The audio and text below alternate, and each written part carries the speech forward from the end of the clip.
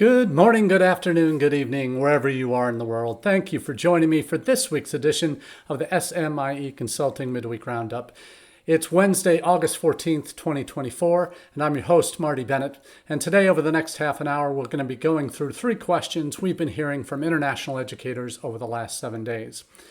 And before we get into those questions, I want to give a shout out to all those watching live on our social channels for SMIE Consulting, those that watch on repeat on YouTube, Twitter, LinkedIn, or Facebook, and of course those that listen to the audio-only podcast version, where we've now got over 3,600 downloads. So very proud of that and appreciate you all being a part of the SMIE Consulting family for our 2 main services for the higher ed community, both the Midweek Roundup here on Wednesdays and our newsletter that comes out on Monday mornings. For those that aren't already subscribed, that newsletter comes in 2 different versions. One, an email version you can subscribe to on our website at smieconsulting.org/subscribe. Enter your details, and you'll get that delivered Monday morning, 9 a.m. Eastern. Or if you prefer to receive your international ed news via LinkedIn, you can subscribe to that newsletter version as well. It comes a half hour earlier at about 8:30 a.m. Eastern. And between the two versions of the newsletter, we now have over 2,000 subscribers in the international ed community that are getting our news each week. And we're so humbled by the fact that so many of you have chosen to receive that news and make it a part of your international edification each week. So let's get right into our questions for this middle of August, pre-arrival days for most U.S. colleges and universities as our new international students start arriving on campus in the next week or two. It's always the most exciting time of the year to be on campus in international education as we welcome new students from all over the globe who are excited, who are drained, who are on adrenaline and just exhausted from their trips. But it's also just an amazing time to see the fruits of our labor, so to speak, over the last year or longer, depending on the student, to finally see them arrive on campus and what joy they're going to bring to our institutions. So let's get right to the questions. First up, what strategies work to reach prospects today? And we always focus on this in our newsletter stories, in our social media section of that newsletter, as well as here on the Roundup when we talk about the value of living where your audience lives, on the right platforms, with the right content, at the right times. All of that matters in terms of getting your message out in front of the right students at the right time. So the couple of articles that I'll share with you this week relate to what are students wanting right now in terms of information from institutions, and what are some ways that we can spice up what we do, frankly, because we have institutional messages and value propositions and all these things that we try and communicate, but are we doing that in the most effective way? So the 2 articles that I'll share will kind of give you the both sides of that coin in terms of how we can best reach prospects today. Now, over the years, we've heard everybody say email is dead in marketing circles. But those claims are often countered quite quickly by those that say, well, no, this generation does like to still get emails, and social isn't the only thing they're on. Yes, they spend a lot of time there, but is that where they want, when it comes to the college search, is that how they want to communicate directly with you? Now, Keystone Education Group, they run a lot of the larger search engines, college search engine providers, profile sites that have, so whether it's UniQuest, that service, post applicant, or ComFlow service that they bought, and other services, Master Studies, all these others that they offer. They have these search sites, and they do a lot of surveys and that type of thing.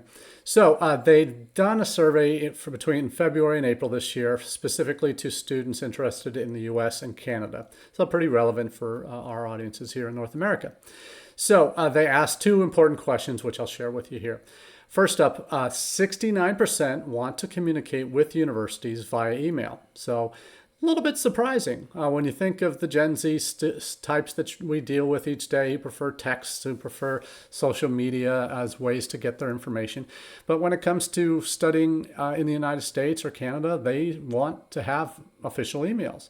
So that's a good sign that what you've been doing with your ComFlows in terms of making sure that you're personalizing as much as possible, that you're including the kind of content that really shapes in that to prospective students' mind what it might be like for them if they were to choose your campus by including peer contacts or ability to connect with current students who are on your campus now. All of that matters. But email, surprisingly, 69% identify that this is the way they want to communicate with you. So that's encouraging. So there's lion's share, more than 2/3 still want to have the emails from you, and that's good because we rely on that, don't we? So the good news is don't give up the email fight because it does matter. The other data point that I'll focus on for this, then there's a link in the chat that you'll be able to download the report, and if you got the newsletter earlier on the week on Monday, you would have received this as well. One of the links there was this report. The other point that is a little bit more troubling for many of us is that 87%, almost 9 in 10, expect a response from universities when they email within 24 hours. So that is probably the one area that I think most institutions struggle with in terms of having staff bandwidth to do that on a regular basis. And what the expectations might be on your end in terms of how you communicate to future students about this issue is maybe a middle ground, or at least having auto responses that might go out, particularly over the weekends or out of office hours, that explain the situation. But having a response from universities within 24 hours of them opening or sending a message, of course, doing that Friday evening at 6 p.m. Eastern, and then everything's closed for 2 days until Monday morning. So that's the 24-hour rule. Do you want to say business days, all that kind of thing? One business day is a general rule. So is that the way to go? How are you handling that in terms of meeting expectations or modifying student expectations so that they're aware, hey, you're human, your staff are human, they have lives outside of their jobs, so they need the time away from work to spend with their family and friends. So those are the two key data points that I think this report will have you at least focusing on and there's more obviously in the report that you want to take a look at. And again, it's a sample size of about 4,100 students looking at the United States and Canada that the Keystone Group had surveyed. The other is other article I'm sharing is from our friends at InTED with the title, "Is Your Content Functional but Vibeless?" Many of us would say fairly confidently that the content we have, it has the right information, it has the right messaging going out in terms of timing, in terms of getting all the details, I's dotted, T's crossed, all of that.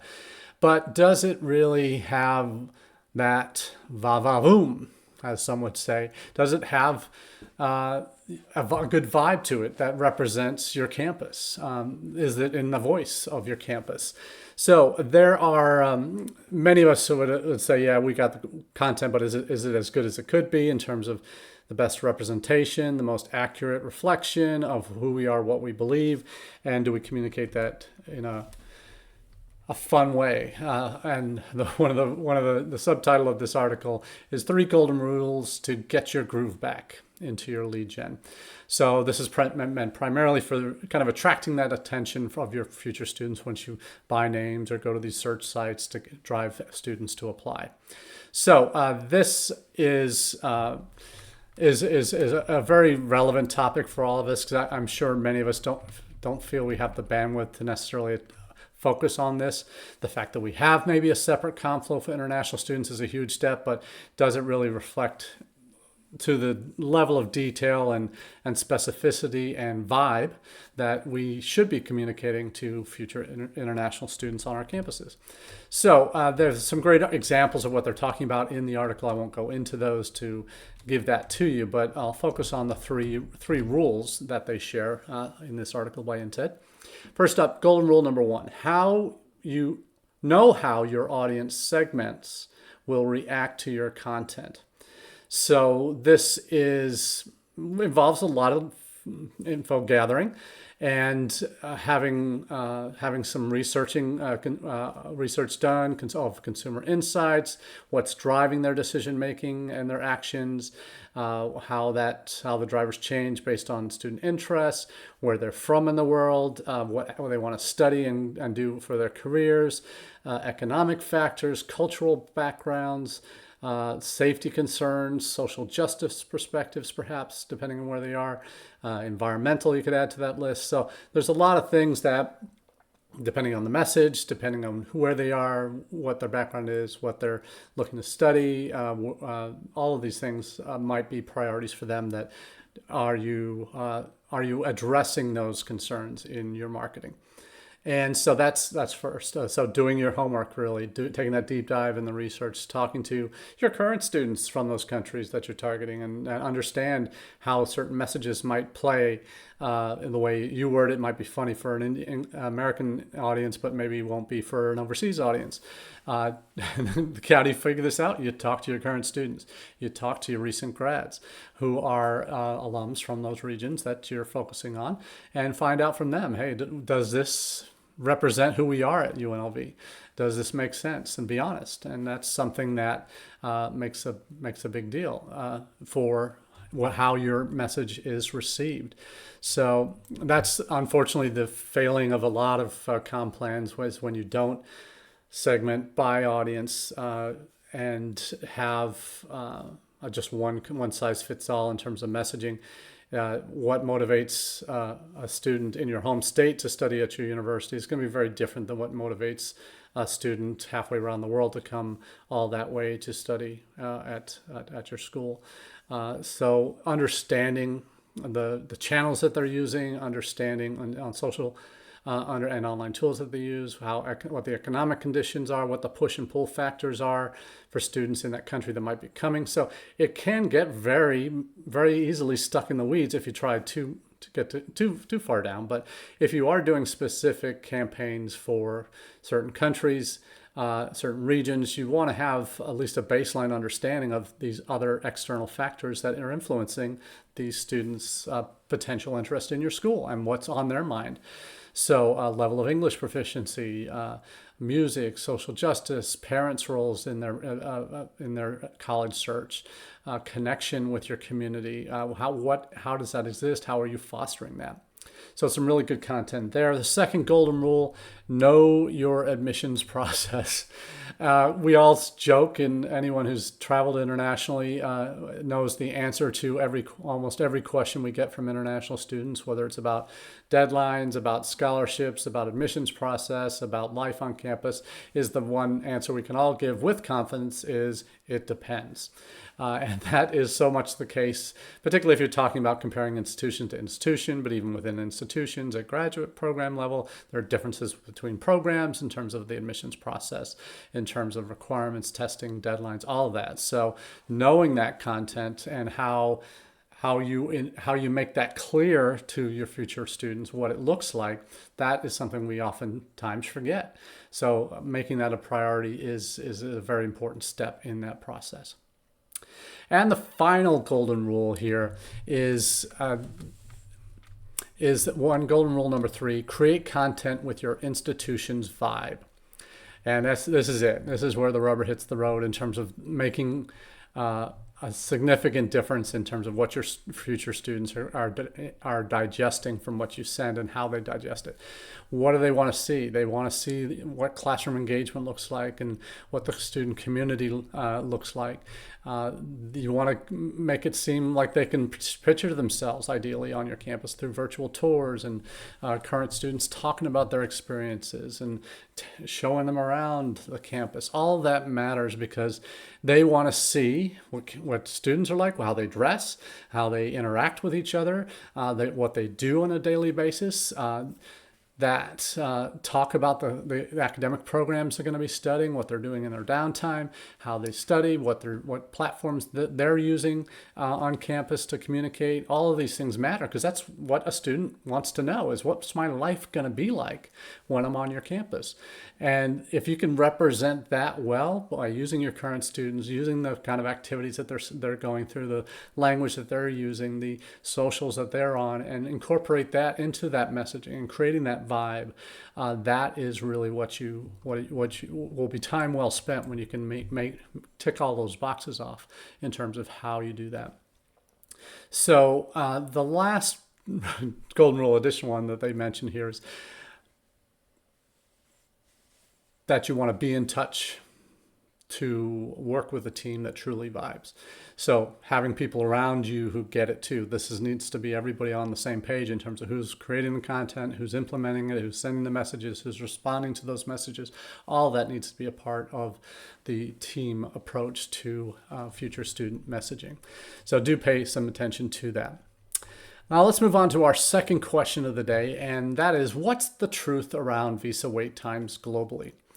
I was asked to contribute some quotes to an article and responding to some questions about visa wait times and what the U.S. State Department is doing last week after some articles have come out, particularly after the EdUSA Forum, where some folks addressed some of the key issues around wait times that some folks are feeling. And the PI News came out with this article, Vast Disparities in Visa Wait Times Revealed Across U.S. Embassies. And the title of the article is probably not the best reflection of what the content's really about, because there are always vast disparities in visa wait times. That's since time immemorial. No one has been able to go into every embassy and consulate around the world and have 1 day wait times or 2 day wait times or 3 day wait times, and that's never been the case everywhere because there are always bottlenecks in certain cities, certain countries where there's high demand and not enough staffing, whatever it might be. So the title is really not a great reflection of the content of the article, which does reflect some information that shows that, yes, despite the huge disparities, there are some it's kind of worded backward of how I would have put it. Despite a huge step forward made by the U.S. State Department in terms of staffing, in terms of adjustments in certain countries, there are now those huge disparities in wait times. And that all is down to demand and supply. Supply of consular officers to do the interviews, and that's, for those unfamiliar, at U.S. embassies and consulates around the world, the people who do the majority of the visa interviews are either are consular folks that are first or second tour in terms of where they go out of the Foreign Service School in the U.S. When they do their first overseas assignments, the first couple of rotations they do for 2 years, 3 years at a time are as frontline consular work, doing the visa interviews every day. So that is most of what they do. And South Asia right now, and certainly West Sub-Saharan Africa reflect probably the areas that see the most significant visa wait times. And those are down to supply and demand issues in that, what I just said. It's a supply also of students that want, or supply of available visa interview slots, and also the demand of the number of students who want to go to the U.S. for study. And obviously, for many years, going back to post 9/11 days, you saw international students been given priority visa appointment consideration at embassies and consulates because it was identified by the State Department as a priority and by the government, U.S. government, to prioritize students who would want to come and study because they have very specific deadlines they have to meet. So they have in some countries, and I was asked specifically about and commented specifically about India, that there have been very significant improvements made in visa wait times. Some of this is coming out of the pandemic, so Back then, there were 129 and 143 days, respectively, in Kolkata and Mumbai, that are now down to 25 days for a student visa appointment.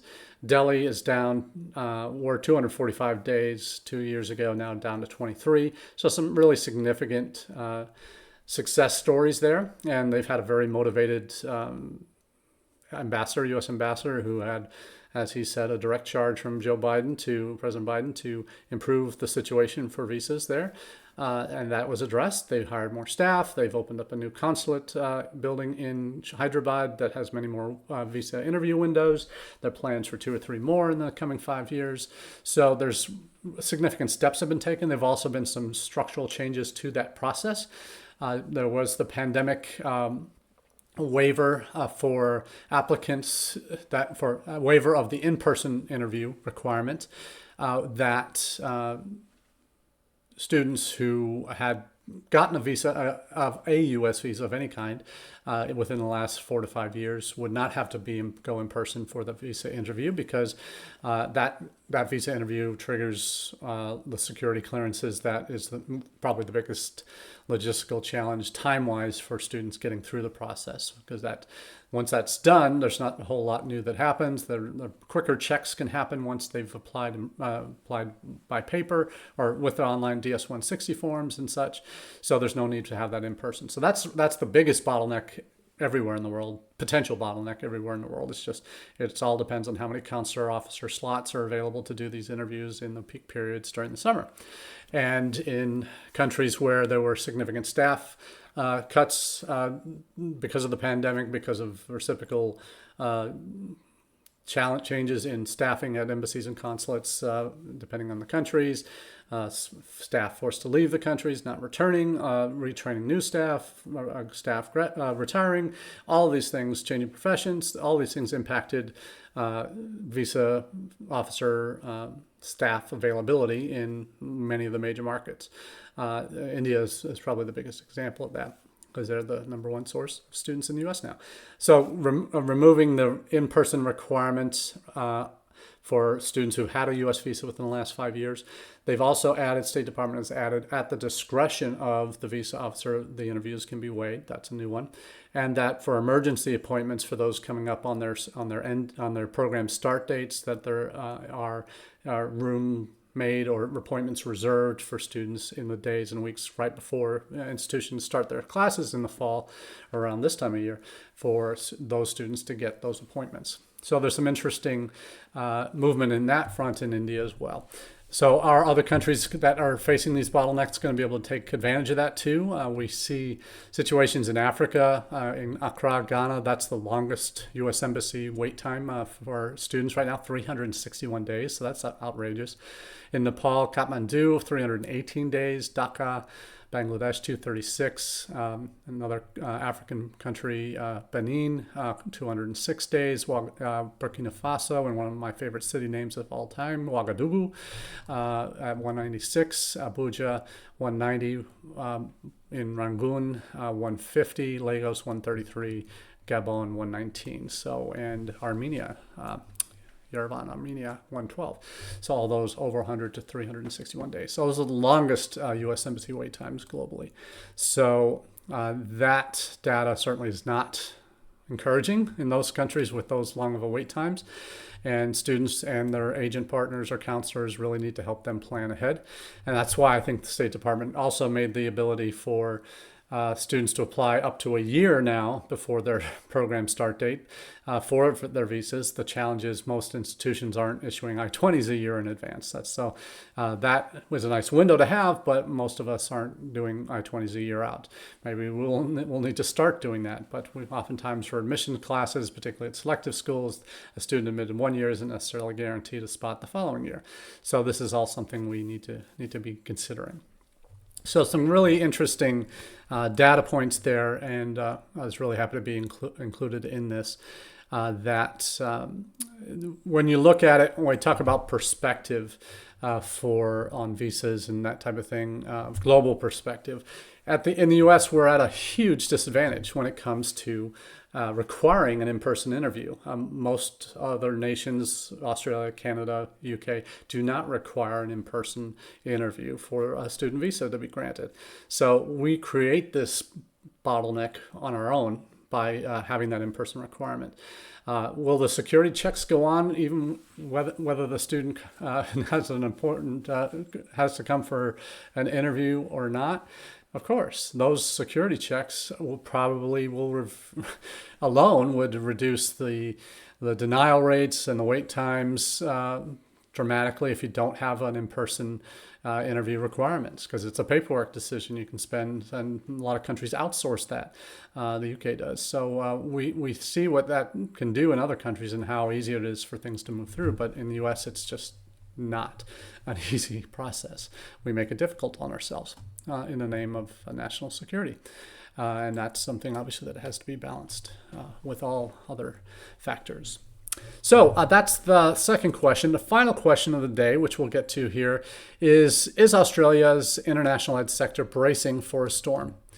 And the short answer is yes. And we'll see you next week. No, this isn't real big news, but it certainly has come at a time when there's a variety of things that have happened over the last few months. The government has put in place a number of policies in the past few months to limit the number of new migrants coming to Australia. That it's not just students, but it has affected other sectors as well. They've introduced new funding minimums that students have to show that perhaps are above certain, and they do one amount for every level of study. So that is different than the US, where it's whatever the institutional total cost is what you have to show through a combination of sources. So Canada and Australia do that. UK is slightly different. But they're trying to root out some of the dodgy providers, agent providers, and some institutions that are probably less than above board. And some of that is, they're going to be the most directly impacted. But some of the broader policies that are now coming into place are potentially a cap of 40% on any institution can't have more than 40% of their students from overseas. And that the impact of the visa situation is now reducing interest, reducing applications, reducing numbers. And the fear is, and the articles that I'll share from Australia is the amendments to that the government is proposing that the cap will be implemented January 25 to 40%, a maximum of their student body. That providers and members in the international community are really pushing back against this. That would lead to significant damage to the economy. 30,000 Australians employed in the international ed sector could have their jobs at risk. That's probably all of them, but will they all be at risk? No, some of them will, yeah. There's going to be financial implications here, $1.4 billion a year, perhaps at least, cut from institutional budgets because of lack of revenue coming from these students. So very significant damage being done in Australia and Canada and the UK that we've seen as a result of changes in government policy. So we'll see where it goes. But Australia, yes, you're going to be facing a storm, sad to say. But that's all we have for you this week on the Roundup. We appreciate you being with us as we go through these topics each year. We're going to be in a new location, moving house, this coming week, right as I leave for a trip. So I'll be in various cities in South Asia over the next 2 weeks, and hoping to, on the 21st and the 28th, be connecting with you from Hyderabad and then from Vadodara in Gujarat, India, next time out. So there's where we are. Looking forward to chatting with you again in the weeks and months to come. Cheers.